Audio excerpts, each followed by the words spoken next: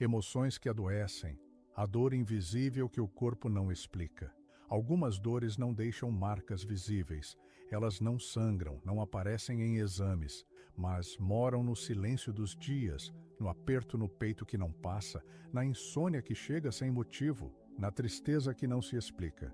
Culpa, mágoa, medo, ressentimento são emoções que adoecem devagar, sem alarde, até que um dia o espírito começa a sufocar dentro do próprio corpo. Allan Kardec, em O Livro dos Espíritos, nos alerta sobre o impacto moral das paixões mal conduzidas. Quando o espírito se desequilibra emocionalmente, o perispírito, que é o elo sutil entre alma e corpo, também adoece. E quando o perispírito adoece, o corpo obedece. Por isso, muitas vezes, a origem da enfermidade não está nos órgãos, mas nos sentimentos não digeridos. Joana de Ângeles, através de Divaldo Franco, nos ensina que as emoções mal resolvidas distorcem a forma como percebemos a vida. Elas nos aprisionam, fazem com que olhemos o mundo com lentes embaçadas pelo passado, criam cárceres internos que nos impedem de sentir leveza, mesmo em dias calmos. É como se o espírito, em desalinho, fosse um instrumento desafinado, tentando tocar com uma orquestra divina. Ele quer acompanhar, ele quer pertencer, mas algo nele vibra fora do tom. E essa dissonância emocional se transforma em angústia, em doenças, em repetições dolorosas. Nem toda dor precisa virar doença, mas toda emoção que é negada adoece a alma. E é sobre essas curas espirituais que vamos refletir. A mágoa que paralisa cura pelo perdão consciente. A mágoa é uma prisão construída com memórias, uma cela onde revivemos, dia após dia, aquilo que nos feriu. E cada vez que repetimos a cena, o sentimento se repete também. A alma se prende ao ofensor, não por escolha, mas por vibração. E enquanto o perdão não vem, a ferida continua aberta, mesmo que o outro tenha ido embora há anos. Allan Kardec nos ensina que perdoar não é esquecer, é se libertar da cadeia vibratória do ofensor. Quando perdoamos de verdade, não estamos fazendo isso para o outro, estamos fazendo por nós, porque é a nossa paz que está em jogo, e a mágoa, ela paralisa, tira a leveza, suga a vitalidade e nos impede de seguir. Muitos tentam perdoar só da boca para fora, dizem, já passou, mas dentro ainda arde. Porque não é o tempo que cura, é a decisão de olhar para a dor com compaixão e libertar-se dela. O perdão é um ato íntimo de renúncia à vingança emocional. Uma prática simples, mas profunda, está no Evangelho segundo o Espiritismo, capítulo 10, uma oração ativa, feita de coração, onde não pedimos que o outro mude, mas que a nossa vibração se liberte da dor. É uma oração que não exige palavras bonitas, exige verdade, mesmo entre lágrimas, mesmo com o coração ainda machucado. A ansiedade espiritual de quem não está no caminho certo. Há uma inquietação que nasce da alma, uma sensação de que algo está fora do lugar, de que estamos errando o caminho mesmo fazendo tudo certo aos olhos do mundo. Essa ansiedade espiritual não vem da pressa, vem da distância entre o que somos e o que deveríamos estar sendo. Joana de Ângeles explica que o conflito entre o ego idealizado e a realidade espiritual não acolhida gera angústia crônica.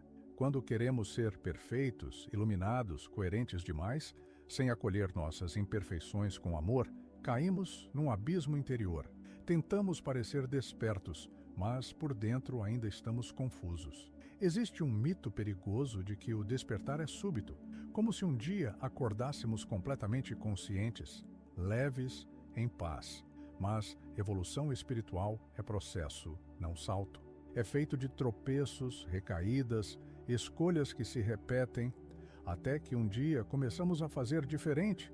É importante distinguir a ansiedade natural de quem quer crescer, daquela angústia paralisante de quem se julga incapaz. Uma é combustível, a outra é prisão.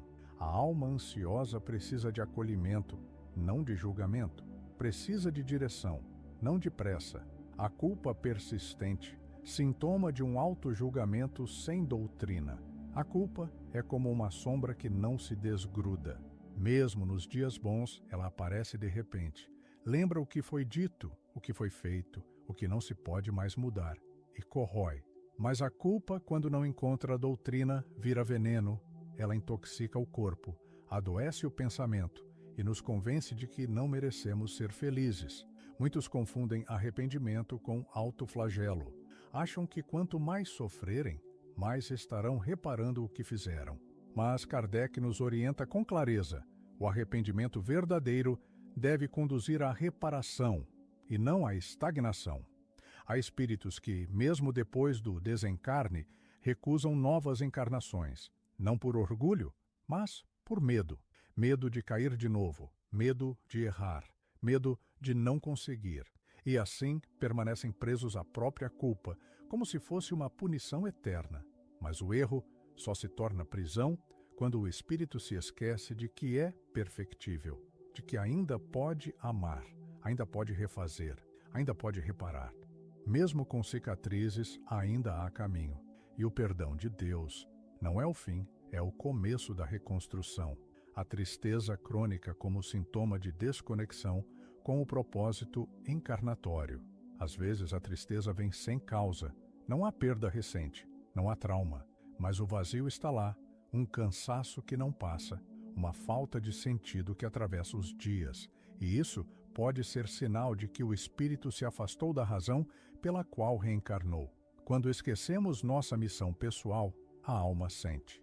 E sente de forma silenciosa, como um chamado abafado, como um mentor tentando sussurrar em meio ao barulho do mundo. Essa desconexão gera apatia, desânimo, vontade de desistir sem saber do que. As obras de Emmanuel nos lembram da importância da reflexão profunda sobre nosso papel na Terra.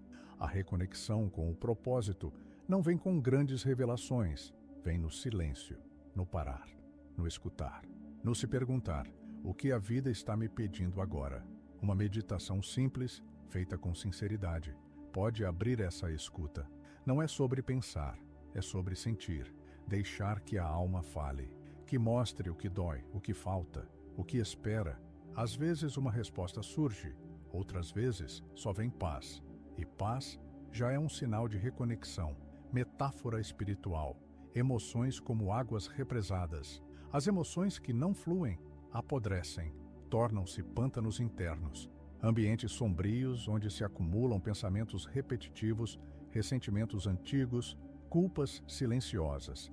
E nesses pântanos surgem formas pensamento inferiores, vibrações que nos ligam ao sofrimento, ao medo, à estagnação.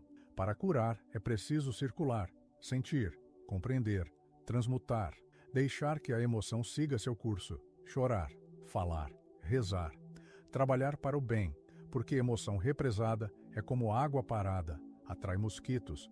Já a emoção limpa, corre, se renova, irriga a alma. Kardec destaca a importância do trabalho útil como forma de sublimação emocional. Fazer o bem, ainda que em silêncio, é forma de curar a si mesmo, porque quando a emoção se transforma em gesto, ela encontra saída, e quando encontra saída, ela deixa de adoecer. A água limpa não precisa ser controlada, basta deixá-la correr.